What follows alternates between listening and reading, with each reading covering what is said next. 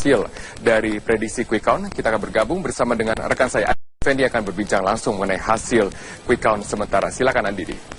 Saya sudah bersama dengan Direktur Eksekutif Carta Politika, Mas Yunarto Wijaya. Mas Yunarto, kalau kita lihat di sini salah satu yang dipegang oleh Carta Politika di DKI Jakarta baru 1 TPS ya, kita lihat. Betul, dari 400 TPS yang kita gunakan, baru 1 TPS di Jakarta Utara. Kalau tadi saya cek, ini memang berarti baru data 0,25%. Artinya belum memiliki makna apa-apa dalam konteks kestabilan data.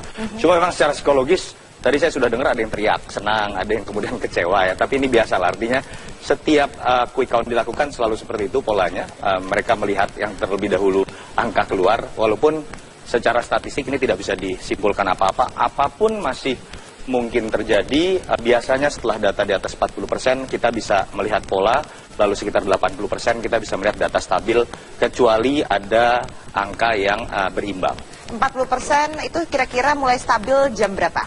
Kalau sekarang TPS ditutup, biasanya sekitar jam 2:15, jam 2 pun menurut saya sekarang harusnya sudah data akan beriringan cepat sekali masuk. Jadi kalau sudah biasa data ke 5%, itu naik ke atasnya agak cepat, ke belasan, ke 20%, nanti akan agak tertahan di 80, 85%, karena itu biasanya ada daerah-daerah yang agak susah. Walaupun Jakarta saya pikir sedikit daerah yang sinyalnya susah, mungkin hanya di Kepulauan Seribu dan beberapa kecamatan, tapi mungkin kita akan dapatkan data 100% lebih cepat dibandingkan daerah lain. Oke, jadi sekitar pukul 15 itu sudah... Pukul 15 saya pikir data stabil di angka 70%-an mungkin sudah bisa terlihat. Sudah bisa terlihat. Oke, sebelum kita berbicara lebih lanjut lagi, karena masih menunggu data-data yang masuk, langsung saja ke rekan Fitrianti Megantara bersama juga sejumlah narasumber yang sudah bersama kami. Ya, terima kasih Andidi dan juga Mas Totlo. Ya, pemirsa, saat ini saya sudah ditemani oleh bapak-bapak yang akan mengulas bagaimana hasil quick count dari Pilkada DKI Jakarta dan nantinya juga di sejumlah daerah. Kita perkenalkan satu persatu. Ada pemimpin redaksi Metro TV, Don Bosco Slamun. Bang Don, terima kasih telah bersama kami.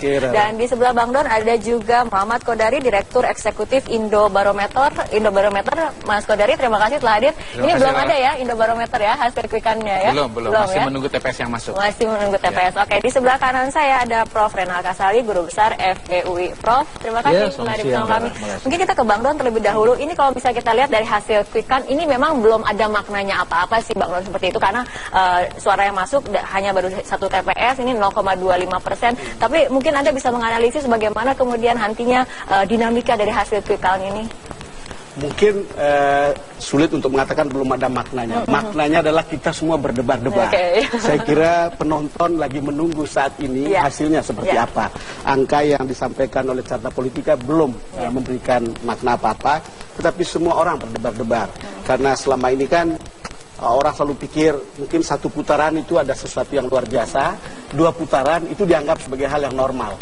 Jadi orang sekarang adrenalinnya itu menunggu apakah 1 putaran atau 2 putaran.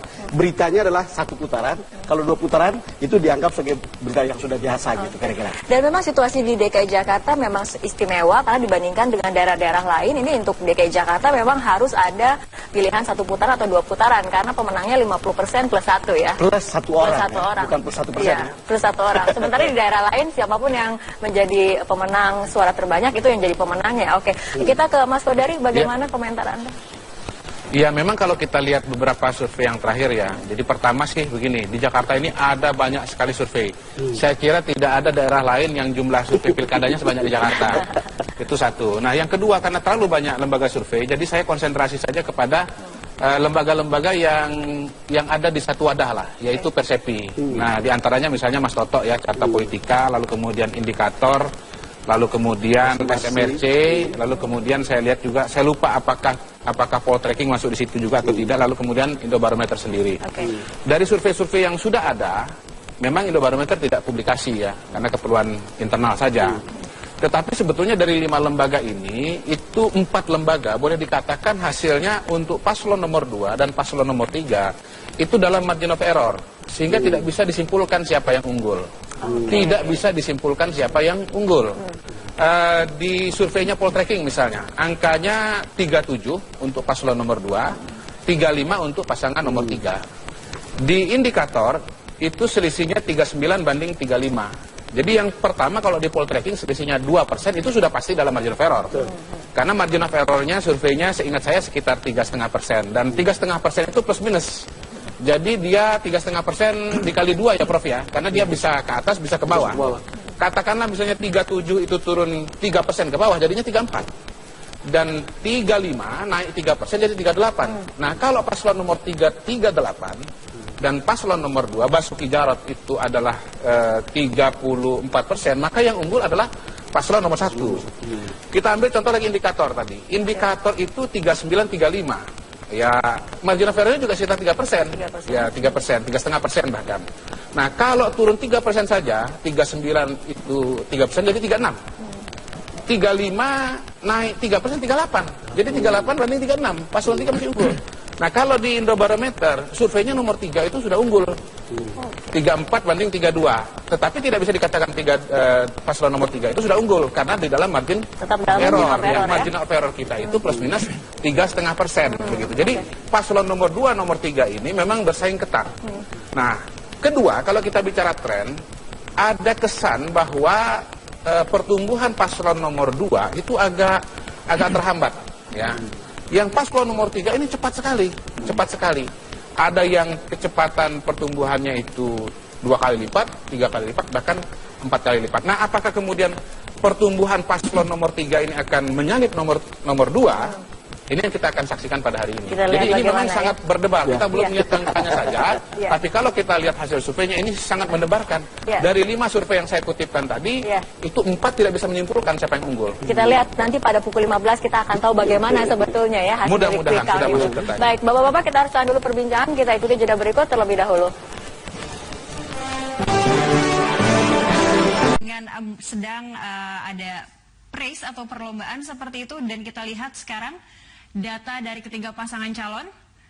Dari data yang masuk dari survei SMRC, dari total 0,2% suara, kita lihat pasangan nomor urut 2 Ahok Jarot sudah mengungguli dari pasangan lainnya, yaitu Anies Sandi dan juga Ahy dan Silvi. Kita lihat di sini pasangan Ahok Jarot sudah mengungguli dengan jumlah perolehan suara 47,28. Namun pemirsa, ini jangan diibaratkan ini sudah melihat siapa pemenangnya, karena ini masih 0,2% suara yang masuk dari total jumlah TPS 13.023, dan ini setelah dikumpulkan dari pukul 13 waktu Indonesia Barat tadi. Sementara Anies Sandi, kita lihat perolehan suara dari 0,2% suara yang masuk baru mencapai 33,65 suara. Sementara pasangan urut nomor 1 Agus Silvi baru memperoleh 19,06 suara dari total 0,2% suara yang telah masuk dari total 13.023 TPS yang ada di DKI Jakarta. Informasi dari Quick Count kami sudahi dulu. Nanti kami akan menginformasikan lagi informasi terkini terkait perolehan suara sementara Pilkada DKI Jakarta 2017. Dapat Anda lihat saat ini? Belum. Ya, sekarang akan bergabung dengan ini di TPS 54 di mana Ahok berada saat ini dan sedang dilakukan penghitungan suara saat ini, dan kita dapat melihat bahwa calon nomor urut 2 saat ini unggul dari calon nomor urut 1 dan calon nomor urut 3. Dan kita tadi juga sempat melihat ke TPS 55 dan juga 56 yang juga berada di area Pluit ini juga sudah mulai dihitung suaranya, dan saat ini posisinya adalah nomor 2 unggul jauh, di mana untuk pasangan nomor 1 dan nomor 3 masih tertinggal di belakang. Dan kita dapat melihat di sini bahwa untuk di kawasan Pluit ini tampaknya dukungan kepada gubernur petahana nonaktif Basuki Cahayapurnama, maksud kami gubernur petahana yaitu Basuki Cahayapurnama atau Ahok, masih sangat tinggi.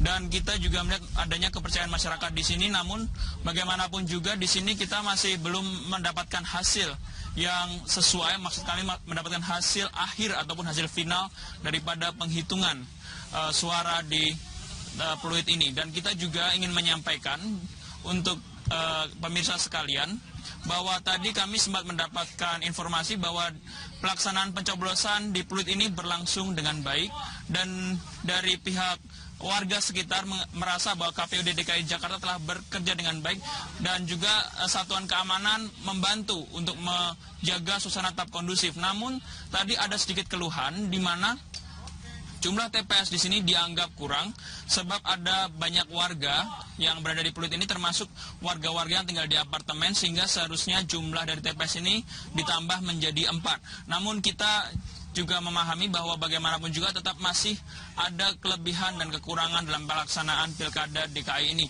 Dan kita kembali lagi ke belakang, saat ini penghitungan masih tetap dilakukan.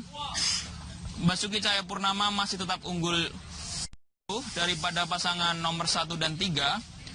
Ini bukan berarti merepresentasikan seluruh Jakarta, kita masih hasil seluruh survei dan akhir quick count dan juga real count yang akan beberapa hari mendatang. Dan demikian yang saya sampaikan, kita kembali ke Kemang.